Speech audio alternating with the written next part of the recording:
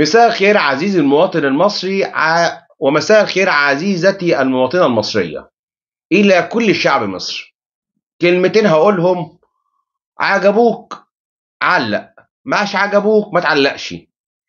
كلمتين في حب مصر، وأتمنى الكلمتين أو الفيديو ده زي ما رصد قاعدة بتاخد كلام المصريين اللي هم الممولين، اللي هم المأجورين، وتنشرها عندها رصد وقنوات المكملين ومطبلين ومعرضين بتوع الاخوان وبتوع مش عارف ايه.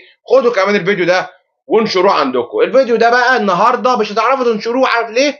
لان انا جاي بقول انا ورا قيادتي، ورا رئيسي، ورا حكومتي، ومهما يحصل انا وراهم، ورا قيادتي بقياده الرئيس عبد الفتاح السيسي، القائد الاعلى للقوات المسلحة المصرية ورئيس جمهورية مصر العربية. الراجل ده والله شايل فوق كتافه حمل كبير. هتقول لي ده انت كنت عامل فيديوهات وبتزعق وبتقول ومش عارف ايه وبتغلط. هقول لك انا بشتكي وما زلت اشتكي من غلاء الاسعار. ايه اللي بيحصل؟ الحكومة بتزود جنيه، التاجر الجشع بيزود قدامها 100 جنيه، وفي النهايه بتيجي على ايه؟ عاتق الحكومه. التاجر الجشع المصري اللي هو مش جدع، الجشع اللي هو عاوز يملى كرشه. ده كان شكوتي، لكن انا والله العظيم 3 غير كده ما بشتكيش. البلد الحمد لله احنا في تقدم ما شاء الله، عندنا كمية طرق وكباري، مصر بقت حاجة تانية. انا بطلع من عندي هنا بروح القاهرة والله العظيم 3، يعني كنت الأول باخد ساعة ونص وساعتين، دلوقتي في ساعة إلا ربع بكون في القاهرة من طريق السلام، أو لو الطريق التاني الزراعي بركب الإقليمي في أقل من ساعة وساعة بالظبط بكون في القاهرة، غير لما كنت بقطعها في ساعتين ونص أو ساعتين إلا ربع. ما شاء الله عندنا أراضي زراعية، عندنا مصانع، عندنا الخط الثالث المترو أنفاق، المونوريل، حاجات، والاتوبيس الترددي، حاجات حلوه بتتعمل في البلد. عندنا ما شاء الله العلمين بعد ما كانت خرابه بقت حاجه تانية. عندنا العلمين وابراج العلمين، العاصمه الاداريه تفتخر بيها يا راجل. ده احنا والله العظيم 3، يعني مصر بتتبني، بيبني مصر. قناه السويس الجديده، مشاريع، حي الاسمرات، العشوائيات.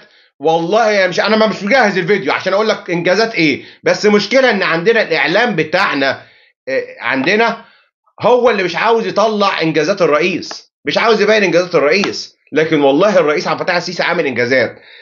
غير الاسعار من التجار، ان كان بيغلي جنيه التاجر بيغلي قدامها 100 جنيه. التجار، وبقول اهو يا مصريين، العلاقه الموضوع الصار بيننا وبين التجار. التجار اهو هيجي رمضان اهمت هيقول لك، والنهارده سمعتها من تاجر قال لك ده الموسم بتاعي، ده موسم بتاعي، هيزودوا الطاق 3. التجار الطاق 3، الطاق 10. التجار والله انتوا يعني الموضوع كله مع التجار مش مع الرئاسه. الرئيس عبد الفتاح السيسي والله العظيم الراجل ده بيحمل على اكتافه عبء كبير. المنطقه من حواليه محطمه، المنطقه من حواليه كلها قايده كتل نار، ان كانت ليبيا ولا سوريا ولا عندك السودان والصومال واثيوبيا. اثيوبيا اللي بتمويل من مش عارف من جهات من الكيانات اللي هي مش عايز اقول بقى عشان الفيديو. السد خليهم يبنوا السد ويعملوا السد ويظبطوا السد، بس احنا في لحظه هنجيب السد ده ما بنرحمش. عندنا جهاز مخابرات من اعلى واكفأ اجهزه المخابرات في العالم، والولد اللي اسمه احمد المنصوري ولا مش عارف ايه، الواد اللي ريفاردو ولا ليوناردو ده اللي كان قاعد على التيك توك وعشان يتمول من تموين بره وعمال يشتم في مصر. انت ايه يالا؟ انت ايه يالا مش عايز اقول يا ابو شخه. انت مين يالا؟ انت مين يالا اللي مقولك يالا؟ المصريين كلها ايد واحده، وانا بقول اهو انا مستعد البس البدله العسكريه، انا كنت في الجيش المصري وخدمت في الجيش المصري، مستعد البس البدله العسكريه وفدا مصر. احنا مش هنبقى زي سوريا اللي كان بيحكمها واحد طائفي، لكن احنا الحمد لله احنا بيحكمنا واحد من يعني ايه مسلم زينا، والحمد لله. حاولوا مع المسيحيين او الاقباط في مصر انهم يفرقونا، لا، عمرنا ما هنتفرق وعمرنا ما هنختلف مع اقباط مصر، ده احنا اخواتنا وحبايبنا وهم اصل مصر، هم اصل البلد. والرسول الرسول عليه الصلاه، سيدنا محمد صلى الله عليه وسلم وصانا باقباط مصر، قال لك فيهم نسب وقرابه، الله، وصهر في اهل مصر اوصيكم على اقباط مصر. فمش انسى انك تعمل كده. او اللي يقول لك ايه احنا عايزين نبقى زي سوريا، ودلوقتي شفت على الفيديوهات دلوقتي يقول لك ثوره 25 يناير وحاطين علم مصر وعايزين يبقوا زي سوريا. لا لا لا لا لا، انسى. انا واحد اهو، انا عايز الجيش يحكمني. ايوه انا عايز الجيش يحكمني، لان ما ينفعش احنا كمصريين ما ينفعش الحكم المدني. انا بقول اهو وعلنا ما ينفعش الحكم المدني، مالناش في الحكم المدني. احنا لازم يتحكم واحد عسكري، لازم، عشان احنا لازم ايه، العصا لمن عصى. يا اخي شفتوا 25 يناير ايه اللي حصل؟ الناس فتحت على البحري، بس لما الدولة واتبنت وجالها بقى قيادة اتلمت كلها. عاوزين تعملوا ثورة؟ هتيجي على دماغكم يا مصريين. اللي كنت بشتكي من دلوقتي من غير الاسعار، بعد الثوره لو انتوا عملتوا ثوره وقلتوا هنجح فيها هتبقى الحاجه تقطع 10. التاجر جشع، المصريين عندهم جشع. ايوه يابا اسمع مني، مش انا مصري بس انا بعاني من اخويا المصري اللي عنده جشع. انا بعاني من ابن بلدي اللي عنده جشع. طب في سوريا عملوا الثوره والناس رحموا بعض وقال لك لا ده الله يكون في عونهم، ده عاشوا 50 سنه في عذاب ومرين من حاكم ظالم، وراح خفضوا لهم الاسعار وظبطوا لهم الدنيا. لكن احنا عندنا جشع. تخيل هو عاوز الدنيا حتى التاجر عاوز ثوره، التاجر ذات نفسه عاوز البلد دي تبوظ. ليه؟ عشان يكسب، عشان يغلي الحاجه، عشان القلم ابو جنيه يخليه ب 100 جنيه، عشان حاجه ابو جنيه يخليها ب 100 جنيه. ايوه احنا عندنا جشع وطمع. تعالى بقى هنا اقول لك بقى عشان ايه ما اطولش عليك. انت مش عايش في حريه يا مصري؟ لا عايش في حريه، عايش في حريه وحريه وحريه. مفيش حد احتكرك، مفيش حد جه قبض عليك، بتسافر وتروح وتيجي. محدش بتصلي ولا ما بتصليش؟ جاوبني. شفت الحته دي؟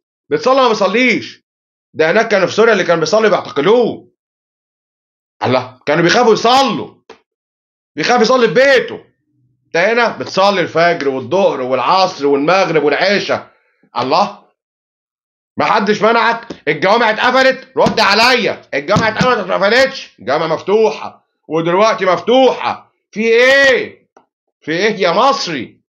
الله، معلش كلام بيني وبينك وهقولها على الملأ.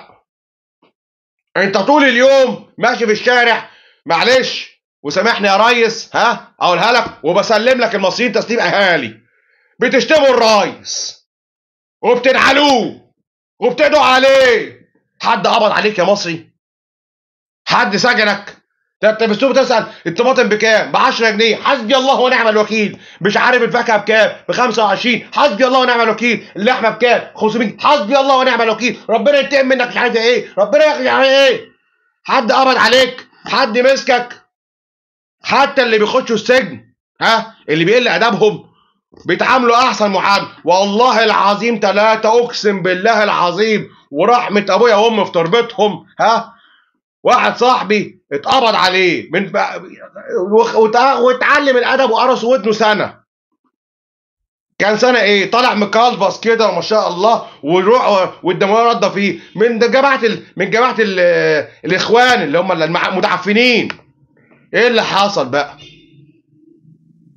خدوه 2 3 ورجعوه عندنا هنا في الاف اسم تاني ويظبطوه، وابوه يروح له كل 3 كل زياره ويجيب له اكل، وقاعدينه في اسمه ده في زنزانه مكيفه ومروقين عليه. واعترف قال لك انا ما كنت يعني عايش وتلفزيون، كنت عايش عيشه حلوه يعني. يعني هي حبسه بس كان حبسه حلو، لانه كان قليل ادب. كان بتاع اللي هو بتوع الاربعه دول. لا رابعه مربعانه عليك يا اخويا. ها؟ رابعه مربعانه عليك يا حبيبي. بتوع رابعه. ايه يابا؟ ايه يابا؟ ايه يابا؟ وطالع متختخ كده ومش اقول له ايه انت كنت فين يا ابني؟ انا سمعتك كنت في الحبس. ده شكلك كده كنت مسافر بره. يعني عايشين في كرامه، عايشين ما تعذبتوش، ما كنتوش زي هناك، زي في مكابس عاملين كان بيكبسوهم يا عيني، بيكبسوهم ويعذبوهم ويضربوهم. ده احنا انتوا في نعيم يا مصريين، واحمدوا ربنا، احمدوا ربنا وقولوا الحمد لله. الحياه بتغلى، ما الحياه على العالم كله بيغلى. ايه المشكله يعني؟ ايه يا اخويا المشكله يا حبيبي؟ ما كل الحياه بتغلى. ايه يابا؟ ايه المشكله يابا؟ ايه؟ بس في بلد والله، في نظافه وفي بلد بتبني، وانا مع الرئيس وزود كمان، واحنا معاك عشان خاطر مصر. عشان في دوله تانيه مش عايز اتكلم عليها عايزه تخش مصر دلوقتي، مفيش غير مصر. يا تحافظوا على مصر يا مصريين، اخر حاجه اقولها لكم، يا تحافظوا على مصر ها يا مصريين، يا تضيعوها من ايديكم. شوفوا انتوا عايزين ايه، والسلام عليكم ورحمه الله وبركاته.